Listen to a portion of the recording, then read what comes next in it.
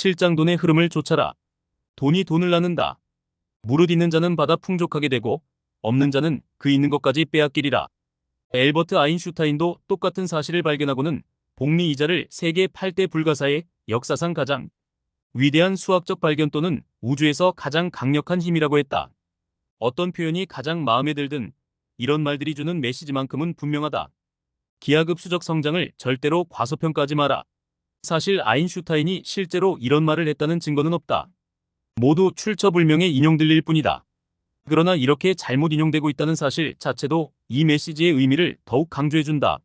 하나의 근사한 원칙에 투자해놓고 나니 아인슈타인은 무덤에서도 계속 자신이 얘기한 적도 없는 말들에 대해서까지 이자를 붙여 칭송받고 있지 않은가.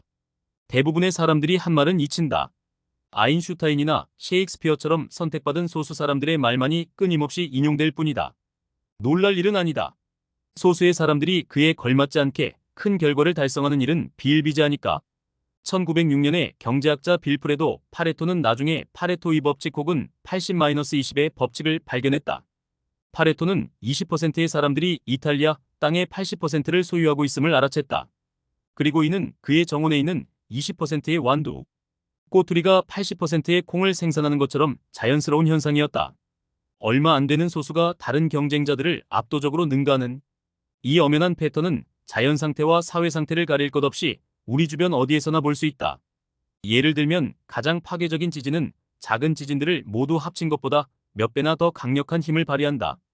대도시들은 작은 마을을 모두 모아놓은 것보다도 훨씬 크다. 그리고 독점 기업은 무차별한 수백만의 경쟁자들보다 더 많은 가치를 차지한다. 아인슈타인이 뭐라고 했건 혹은 안 했건 거듭 제곱 법칙은 우주의 법칙이다. 우리 주변은 전적으로 이 법칙에 따라 만들어져 있기 때문에 우리는 미처 그렇다는 사실조차 눈치채지 못하고 있다. 이번 장에서는 돈을 좇으면 어떻게 거듭 제곱 법칙이 눈에 보이게 되는지 알아볼 것이다. 벤처 캐피털의 투자자들은 초기 단계의 회사의 투자의 기하급수적인 성장을 통한 이윤을 수확하려고 한다. 하지만 결국은 투자한 회사들 중에서 소수의 몇몇 회사가 나머지 모두를 합친 것보다 훨씬 더 큰 가치를 띠게 된다. 대부분의 회사는 벤처 캐피털과 거래할 일이 없다. 하지만 벤처 캐피털의 투자자들조차 기를 쓰고 이해하고 싶어하는 한 가지 사실만큼은 누구나 알아둘 필요가 있다. 바로 우리가 정상적인 세상이 아니라 거듭 제곱 법칙이 적용되는 세상에 살고 있다는 점이다. 벤처 캐피털의 거듭 제곱 법칙. 벤처 캐피털은 초기 단계에 있는 유망한 회사들을 발굴해 자금을 제공하고 이윤을 얻는 것을 목표로 한다. 기관이나 부유한 개인들로부터 자금을 모집해 펀드를 구성한 다음 가치가 높아질 것으로 판단되는 기술 기업에 투자하는 것이다. 처음에 판단이 옳았던 것으로 판명되면 벤처 캐피털은 수익의 일부를 가져가는데 그 비율은 20%가 통상적이다. 벤처 캐피털이 돈을 벌게 되는 것은 자신들의 포트폴리오에 있는 기업의 가치가 높아졌거나 혹은 상장이 되거나 아니면 더 큰 회사에 인수될 때다. 벤처 펀드는 보통 10년 정도의 기간 동안 운용된다. 성공적인 기업이 발을 뺄 단계까지 성장하려면 시간이 걸리기 때문이다. 하지만 벤처 캐피털의 지원을 받은 회사들은 대부분이 상장되지도 인수되지도 못한다. 대부분이 실패하는데 그것도 보통 출범한 지 얼마 안 되어 실패한다. 이런 조기 실패 사례 때문에 벤처 펀드는 처음에는 손실을 기록하는 것이 보통이다. 벤처 캐피털들은 포트폴리오에 있는 성공적인 기업들이 기하급수적 성장을 시작하고 몸집을 불려가면서 펀드의 가치가 몇 년 내에 급격히 상승해 손익분기점을 넘기고 큰 이익을 기록하게 되기를 바란다. 하지만 가장 궁금한 것은 이런 도약이 시작되는 시점이 과연 언제인가 하는 점이다. 대부분의 펀드에게 그 시점은 영영 오지 않는다. 대부분의 스타트업은 실패하며 그와 함께 대부분의 벤처 펀드도 실패한다. 벤처 캐피털의 운영자라면 누구나 향후에 성공할 기업을 찾아내는 것이 자신의 임무임을 잘 알고 있다. 하지만 노련한 투자자들조차 왜 이런 현상이 생기는지는 피상적으로밖에 이해하지 못한다. 기업들이 서로 다르다는 것은 알지만 과연 얼마나 다른지는 모르기 때문이다. 성공한 벤처 펀드가 그리는 제2자 곡선. 오류가 발생하는 지점은 벤처 기업의 수익이 정규 분포를 따를 거라고 기대하는 데 있다. 다시 말해 형편없는 회사는 실패하고 보통인 회사는 평범한 수익을 내고 훌륭한 회사는 2배 혹은 4배까지의 수익을 낼 거라고 예상하는 것이다. 이렇게 단조로운 패턴을 생각하는 투자자들은 다각화된 포트폴리오를 구성한 다음 성공작의 수익이 실패작의 손실을 상쇄해 주기를 바란다. 그러나 이렇게 분산시켜놓고 기도하는 식의 접근법은 보통 실패작만 가득 모아놓은 포트폴리오를 구성하게 되기 십상이다. 히트작은 하나도 없는 것이다. 이렇게 되는 이유는 벤처기업의 수익이 전체적으로 정규 분포를 따르지 않기 때문이다. 벤처기업의 수익은 오히려 거듭 제곱 법칙을 따른다. 몇 안 되는 소수의 기업이 나머지 모두를 합한 것보다 월등한 실적을 내는 것이다. 정말 얼마 안 되는 압도적으로 큰 가치를 갖게 될 소수의 회사를 일념으로 좇는 대신 다각화에 초점을 맞춘다면 그런 희귀한 회사는 처음부터 놓쳐버리게 된다. 상대적으로 균일한 우리의 체감 수익과 엄연한 현실의 수익이 어떻게 다른지 그래프를 잘 살펴보기 바란다. 파운더스 펀드에서 우리가 얻은 결과 역시 이런 편향된 패턴을 보여주었다. 2005년 결성된 우리 펀드가 가장 잘한 투자라고 할 수 있는 페이스북의 수익은 나머지 모두를 합친 것보다 많았다. 두 번째로 잘한 투자인 펠런티어의 수익은 페이스북을 제외한 나머지 모든 투자를 합친 것보다 더 클 것으로 예상된다. 이렇게 아주 심한 편차를 보이는 패턴은 전혀 특이한 것이 아니다. 우리 회사의 다른 모든 펀드에서도 똑같은 패턴이 나타나기 때문이다. 벤처 캐피털계의 가장 큰 비밀은 성공한 펀드는 가장 잘한 투자가 나머지 모두를 합친 것과 같거나 그보다도 더 큰 수익을 낸다는 점이다. 이렇게 되면 벤처 캐피털은 아주 이상한 두 가지 원칙을 따라야 한다. 첫째, 잠재적으로 펀드 전체의 가치에 맞먹는 수익을 올릴 가능성이 있는 회사에만 투자하라. 이것은 굉장히 무서운 원칙이다. 이렇게 되면 투자 가능한 기업의 대부분을 제거해야 한다. 이렇게 되면 두 번째 원칙이 저절로 따라온다. 첫 번째 원칙 때문에 제약이 너무 많이 생기므로 다른 원칙은 있을 수 없다. 첫 번째 규칙을 깼을 때 무슨 일이 벌어지는지 상상해보라.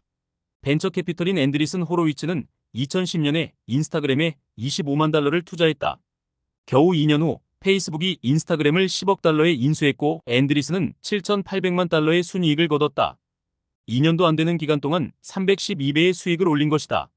실리콘밸리 최고의 벤처 캐피털 회사라는 명성에 걸맞은 어마어마한 수익이었다. 그러나 이상한 얘기지만 이것도 그들로서는 결코 충분한 수익은 아니었다. 왜냐하면 앤드리슨 호로위츠는 15억 달러의 자금을 가진 펀드이기 때문이다. 그런데도 인스타그램에 겨우 25만 달러짜리 수표를 끊어줬다면 앤드리슨은 인스타그램 같은 회사를 19개는 더 찾아내야 겨우 손익분기점에 이른다는 뜻이 된다. 투자할 만한 가치가 있는 회사라면 투자자들이 보통 훨씬 더 큰 금액을 투자하는 이유는 바로 여기에 있다. 벤처 캐피털이라면 성공적으로 0에서 1이 될 수 있는 몇 안 되는 회사를 찾아내어 모든 자원을 동원해 아낌없이 지원해야 한다. 물론 어느 회사가 성공할지 미리 정확히 알 수 있는 사람은 아무도 없다. 따라서 최고의 벤처 캐피털조차 포트폴리오를 가지고 있다. 하지만 훌륭한 벤처 포트폴리오라면 그 안에 포함된 모든 회사가 각각 어마어마한 규모의 성공을 거둘 수 있는 잠재력을 갖고 있어야 한다. 파운더스 펀드에서는 펀드에 포함된 5개에서 7개 정도의 회사에 초점을 맞췄는데 이들 회사는 탄탄한 기본 요소로 판단했을 때 각각 모두가 수십억 달러짜리 회사가 될 수 있겠다고 판단된 곳들이었다. 기업의 본질에 초점을 맞추는 것이 아니라 다각화된 위험분산 전략에 적합한 회사인가라는 금융 질문으로 넘어가는 순간 벤처 투자는 복권을 사는 것과 비슷한 모양새가 되고 만다. 스스로 복권에 응모했다고 생각하는 사람은 이미 실패할 것에 대비해 심리적 준비를 하고 있는 것밖에 되지 않는다. 사람들은 왜 거듭 제곱 법칙을 보지 못할까? 다른 사람도 아니고 전문적인 벤처 캐피털에서 일하는 사람들이 왜 거듭 제곱 법칙을 보지 못하는 걸까? 그 이유 중 하나는 이런 것이다. 거듭 제곱 법칙은 시간이 지난 후에야 명백하게 드러나는 특성이 있는데 정작 우리는 기술 기업에 투자하는 전문가들조차 현재를 살고 있는 경우가 너무 많기 때문이다. 만약에 어느 회사가 독점이 될 잠재력을 지닌 기업 10곳에 투자한다고 상상해보자. 해당 기업들은 기하급수적 성장을 시작하기 전 초기 단계에서는 서로 아주 비슷해 보일 것이다. 펀드 초기 이후 몇 년이 지나면 10개 중 몇 개는 실패하고 나머지는 성공하기 시작할 것이다. 기업 가치는 제각각이겠지만 기하급수적으로 성장할지 선형적으로 성장할지는 아직 잘 알 수가 없다. 펀드 중기 그러나 10년이 지나면 포트폴리오는 더 이상 성공작과 실패작으로 나눠지는 것이 아니다. 포트폴리오는 이제 압도적인 투자처 한 곳과 나머지 전부로 나눠진다. 하지만 문제는 거듭 제곱 법칙에서 최종 결과가 아무리 극명하게 나뉜다고 하더라도 그것이 매일매일의 경험을 반영하지는 않는다는 사실이다. 투자자들은 새로운 투자를 결정하고 초기 단계의 회사들을 돌보며 대부분의 시간을 보내기 때문에 대부분의 회사가 그냥 보통의 회사처럼 보인다. 펀드 성숙 투자자나 기업가들이 실제로 매일매일 체감하는 것은 압도적 성공과 완전한 실패 사이의 극명한 대비가 아니라 이 회사는 좀 더 성공하고 저 회사는 좀 덜 성공했다는 정도의 상대적 차이일 뿐이다.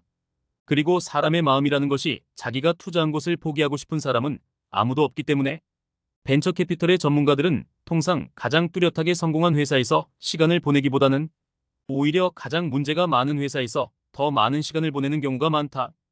기하급수적으로 성장하는 스타트업에 투자하는 것을 전문으로 하는 벤처 캐피털들조차 거듭 제곱 법칙을 보지 못하는데 대부분의 일반인들이 이 법칙을 보지 못하는 것은 전혀 놀랄 일이 아니다.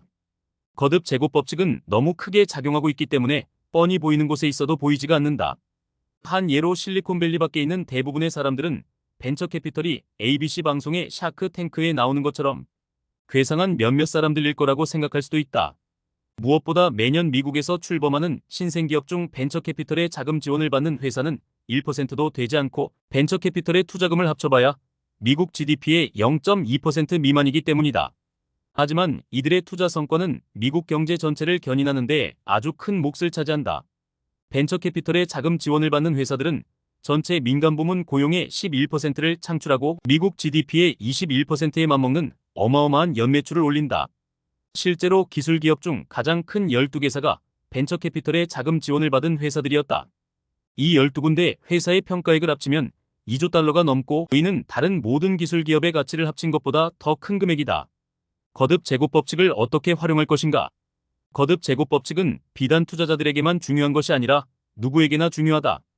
왜냐하면 누구나가 실상은 투자자이기 때문이다. 기업가는 신생기업에 자신의 시간을 바치는 것만 해도 이미 엄청난 투자를 하고 있는 것이다. 그러므로 모든 기업가는 자신의 회사가 성공의 가치 있는 회사가 될 것인지 고민해봐야 한다. 일반인들 역시 모두 어쩔 수 없는 투자자이긴 마찬가지인데 누구나 자신의 커리어를 선택할 때는 그 커리어가 앞으로 수십 년 후에도 가치 있는 직업일 것이라는 믿음을 갖고 선택하기 때문이다. 미래 가치를 높이는 법에 관해 가장 흔히들 내놓는 대답은 다각화된 포트폴리오다. 계란을 한 바구니에 담지 말라라는 얘기는 누구나 들어봤을 것이다. 앞에서 말했듯이 최고의 벤처 투자자들조차 포트폴리오는 가지고 있다. 하지만 거듭 제곱 법칙을 이해하는 투자자들은 될 수 있는 한 적은 곳에 투자하려고 애를 쓴다. 반면에 상식적으로 생각하는 일반인들이나 관행적 투자를 일삼는 금융권에서 포트폴리오를 짤 때는 다각화된 투자가 힘의 원천인 것처럼 생각한다. 여기저기 작게 투자할수록 미래의 불확실성에 더 잘 대비한 것으로 여기는 것이다. 그러나 인생은 포트폴리오가 아니다. 이런 사실은 신생기업의 창업자에게도 그 어느 일반인에게도 마찬가지다. 기업가가 스스로를 다각화할 방법은 없다. 동시에 수십 개의 회사를 경영하면서 그중 하나가 성공하기를 바랄 수는 없다는 얘기다. 마찬가지로 일반인들 역시 만약을 대비해 수십 개의 커리어를 쌓아놓고 자신의 삶을 다각화할 수는 없다. 그런데 학교에서는 이와는 정반대되는 교육을 실시한다. 제도권 교육은 획일화된 일반적 지식을 퍼나르느라 바쁘다. 미국에서 학교 교육을 받은 사람이라면 누구나 거듭 제곱 법칙대로 생각하지 않도록 배운다. 모든 고등학교의 수업은 어떤 과목이든 45분간 진행되고 모든 학생들은 비슷한 속도로 진도를 나간다. 모범적인 대학생들은 미래의 위험을 회피하는 데 집착한 나머지 별로 중요하지 않은 듣도 보도 못한 각종 능력들을 수집하듯이 익히고 있다. 대학들은 모두 우수라는 말을 신봉한다. 임의로 나눠진 학과에 따라 100페이지는 좋게 되는 알파벳 순으로 된 개설, 과목 안내서를 마련해두는 이유는 무엇을 하든지 잘하기만 하면 되라고 학생들을 안심시켜주려는 의도로 보인다. 하지만 이런 사고는 완전히 잘못된 생각이다. 무엇을 하는지가 중요하다. 우리는 한눈 팔지 않고 오로지 잘하는 것에 집중해야 한다. 다만 그 전에 반드시 그 일이 미래의 가치 있는 일이 될 것인지를 먼저 치열하게 고민해봐야 한다. 스타트업의 세계에서인은 곧 아무리 뛰어난 재능을 가진 사람이라도 꼭 자기 회사를 차릴 필요는 없다는 말이 된다. 요즘은 오히려 너무 많은 사람이 회사를 차리는 게 문제다. 거듭 제곱 법칙을 이해하는 사람이라면 새로운 벤처의 설립에 관해 남들보다 더 많이 망설일 것이다. 빠르게 성장하고 있는 최고의 회사에 합류하면 얼마나 크게 성공할 수 있는지 알고 있기 때문이다. 거듭 제곱 법칙은 또한 회사들 사이의 차이가 회사 내부의 차이보다 훨씬 더 크다는 것을 의미한다. 순전히 자기 돈으로 자신의 벤처를 차린다면 지분의 100%를 가질 수는 있겠지만 실패할 경우는 100%의 실패가 된다.